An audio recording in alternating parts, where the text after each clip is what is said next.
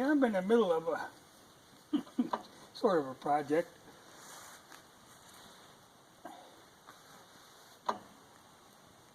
Okay, that's the SR, 78 SR500 that I drive all the time. It's my street bike. But I have this XT, but I have actually never licensed that. I mean, I use it for off-road. But my idea now is I was going to make that street legal again. But there's a couple other things I want to do to it. That's, as it sits now, is a fairly stock XT, except for the whole front end is off a YZ400. It was something they commonly did on, if you're trying to get decent suspension on an XT, because the original front forks that came on the XTs were rather skinny. So you jump up to the heavy-duty YZ forks, and then you get a lot better travel on it. So I did that years ago, back when that stuff was reasonably priced. I mean, you could buy stuff off eBay. It wasn't like it is now. Now you look at the price on stuff and it's frightening. But the motor that is in there now is not the original motor. That is a motor that I assembled off of parts that I bought off of eBay. And my theory, if I were to make it street legal, I would like to put the original motor back in. Well, I have to do some modifying to this motor before I put it back in there, because I had this in my, what I call my screwing around bike. It's a really stripped down SR. And this has got a rather high compression piston in it, and it's got a track cam in it, which is really lousy for trail riding or for even street use. It's good for tearing around, but it's not good for cow trailing. If you blip on that throttle, when it hits that certain RPM, it's got a power band almost like a two-stroke, and she'll just lift, So I want to put this motor back in there, but I have to detune it before I put it back in there. And pull that cam out. I'm going to build a different motor, and I'll use that cam in that. But I want to go back to the stock cam with this. Funny part, when I was looking at these serial numbers, that's how I happened to find out it was the wrong motor. But this serial number is only 23 digits off of that serial number. So they came out, right? I'm probably on the same day. But like I say, this motor is too hot to run in a like a street bike or even a dirt bike. Unless you're racing it, it makes no sense. Like I said, I normally, like say, that motor that's in there now has got it's either a 32 or a 34 millimeter Mikuni. It's either the stock XT one, which it could very well be, or it might be one of the stock SR ones. Because the first thing I tend to do is to switch out to a bigger carburetor. And that's where, this is the carburetor that was on this motor. And this is a 38 Mikuni. And like I say, it had that crazy quarter turn throttle. So just a little blip and she was gone. It's exciting, but sometimes for poking around, you don't want excitement. So I'm going to tame that baby down, tame this motor down and put it back in that frame. It's funny, like I say, these are all 78s. And my other stripped down SR is a 78. And it's the first year they came out with an SR, the street version. The TTs and XTs, I think that was 76. But they changed them somewhat when they went to the street model, when they made the SR. They put in a bigger intake valve and heavier flywheels. And they put in electronic ignition. These have got the points that are under here. There's no You can actually modify them to run points in them, but then you go back to the 6-volt system. Though I think you convert them too. You know, you can convert them to run 12. I think it's been done.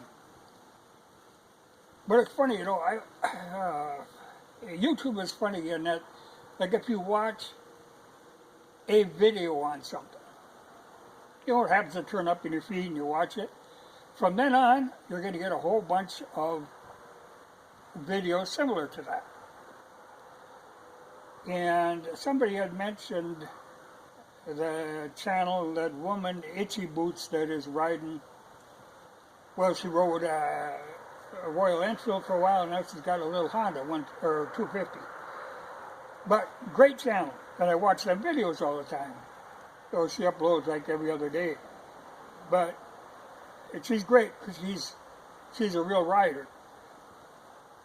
I see so many of these. After I watch her, now I get all these others in my feed, and there are all these people doing adventure riding, and this to me is a new kind of thing. You know, you buy some horrendously expensive, horrendously heavy, and overpowered motorcycle, and they get into spots that that bike was never designed for. It's like, throw as much money at this stuff as you can. You know, it used to be people would take like a 250, they'd go anywhere with them. You know, like these were the big off-road bike. The XT500s were, you know, as big as they got. And people rode them like crazy. But now, you know, these are like 30 horsepower, stock. But they're only like 350, I think it's 340 pounds for that one, 380 for that one. But they're 30 horsepower. And you could very easily knock that weight down to 300 pounds. So you're getting to have 1 horsepower for every 10 pounds, which is where the fun begins. But they get this horrendously heavy bikes. It's unbelievable what they. I was watching a guy today, you know, it popped up after that Itchy Boots one. Here was this guy with some new Harley adventure bike. Way overpowered, way overweight. Jams her in a bog, flops it over, can't get it back up. Just an endless struggle. I don't know where the adventure in that is. You know, ride a smaller bike that you can handle. Don't take all that garbage. You know, they want to pile of crap on them, strap it on the back, and then up high.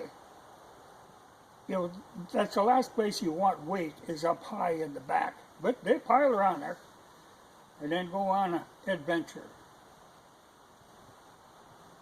But, I don't know, you know, people used to do that sort of thing with small bikes, and have a real adventure.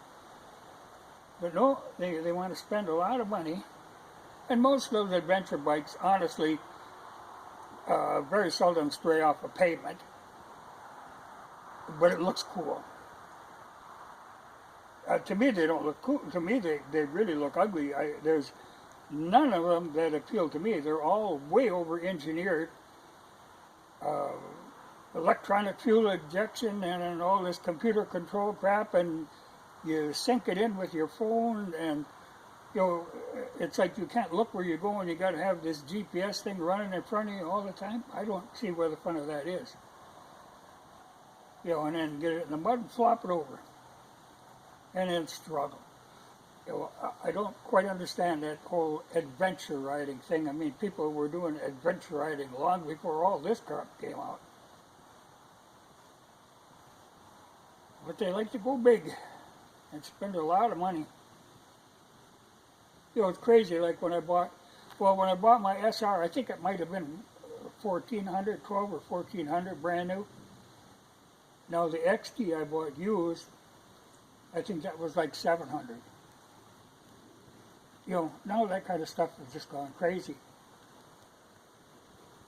But back then you could buy a motorcycle, a really good motorcycle. You know, like I say, none of these new ones have any appeal to me. except the Royal Enfield, like I say. But that's because that's back to being a more basic bike, though they did do some changes on them. You know, where they put an electronic fuel injection, that sort of thing. They end up having to do that, a lot of bikes, just to make them sellable in Europe or in the United States to pass the EPA stuff. Like even this is the last year they're going to make an SR. You know, this was the first year, this is 78, but this year is the last year of the SRs, but, and they haven't changed a lot, except now they are SR 400. They shortened the stroke on them and dropped them down to 100 cc's. You know, see, I want to go the other way. You know, it's not that hard to go 600 or 650 in that motor. You know, and I want to do that to one of my motors. In fact, it might be that motor over there that I do it to. Though I think I want to use an SR bottom end, you know, the 5 wheels. But this one I got to get stock, get it back in that to use it. Because they got all kinds of power. You know, 30 horsepower is plenty of horsepower. Though it is not all that difficult, and it didn't used to be all that expensive, to jump them up to like 60 horsepower. You know, even, like I said, this one is stock. It's probably running a little over 30 because it's got the super trap rather than that humongous silencer out they have on there. But that one, you know, I've got because the big drawback on them was tiny carburetor. You know, they had like a 34 on them. They always ran lean, and then they had a really heavy, really restrictive muffler on them because it's hard to muffle a single cylinder to make it pass sound test. Well, I don't care about sound test. So I run the super trap on it. So I'm probably pushing around 40 horsepower with this, and I'm sure I'm right around 300 pounds with that bike because I've got a lot of stuff off of that bike. You know, it doesn't look like it, but the heavy stuff is gone. Even on this one, the heavy stuff is gone. Because they put a hell of a muffler on them things always. But there are a lot of parts available, even to this day, because like I say, a lot of the parts for the SR 400 that are very popular in like Japan and stuff. There's all kinds of aftermarket parts made for them. And it's funny, you know, people always talk about, you know, anytime you talk about these big single cylinders, they always talk about, oh, you got to look at the little window to see when they dare kick it, you know, you turn it over. Now you look on my SR, you'll notice that's blanked off. I do that, and when I take this one apart, and when I build this motor, they'll be blanked off. In fact, there is a company that makes a blank, you know, that's just a straight blank, but somebody makes a blank that then does have a breather hose, because you've got a breather up here, but there's another breather that you can run back into your air cleaner that comes right off of that. You know, like I said, there's a lot of little odds and ends they make for these. But I know, like I say, I've got that track cam in there now. I think that was a ProTech. I've got the spec sheet for that someplace. Interesting, but ooh, she'll take you, you know, you get her like at 3/4 throttle, she just takes off like a maniac. Though it still had power down low, you know, because just it's got so much torque. But she really livened up when she got revved up a bit. But that cam now sells for like $300. When I bought it, I probably paid $50 for it. You know, brand new. I mean, that stuff has just gotten crazy. Well, that's enough. But, you know, like I say, I always watched that Itchy Boots, and that's great. I mean, what she's doing, you know, riding. You know, she started out in that 500, and now she's been riding that Honda 250. But that's where the fun is, on the smaller bikes. You get them bigger bikes, it's just a lot of money gone, and they're overly complex, and they just take the fun out of riding. I know I watched earlier today, it was raining, And after I watched that guy flopping that Harley around in the mud, came a guy on with a Royal Enfield. I believe he was English or he might have been Australian. But like he was saying, he has all these bikes. You know, he's got big bikes, but the one that makes him smile is that Royal Enfield. You ride them, you know, something smaller, something agile, something simple. They're just fun. You know, you don't have to have those great big, but I see people really getting into the adventure stuff. Just an adventure of wasting money.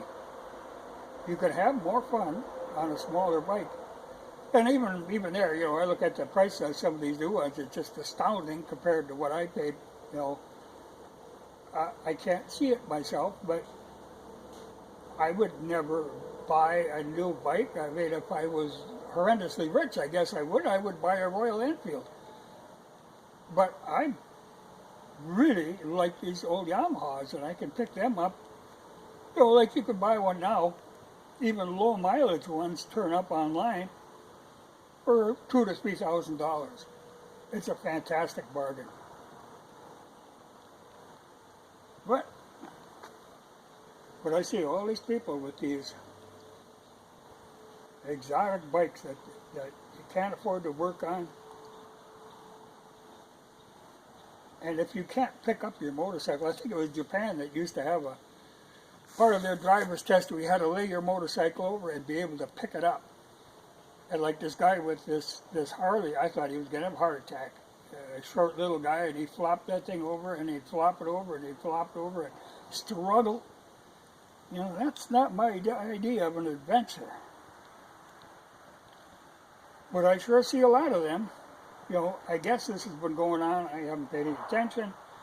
But ever since I've been watching that Itchy Boots, then I get a lot of those in my YouTube feed. That's just a freakish thing. You know, but there again, it's just like with guns and hunting. People think, equipment. I don't know what I do, you know, what I'm doing. So I'll try to buy equipment that is going to make me a professional. Doesn't work that way. But yet, they buy. But I get that in before it starts raining again. I'm not going to tear right into that, but it's a good winter project. Got a lot of scheming to do on that baby.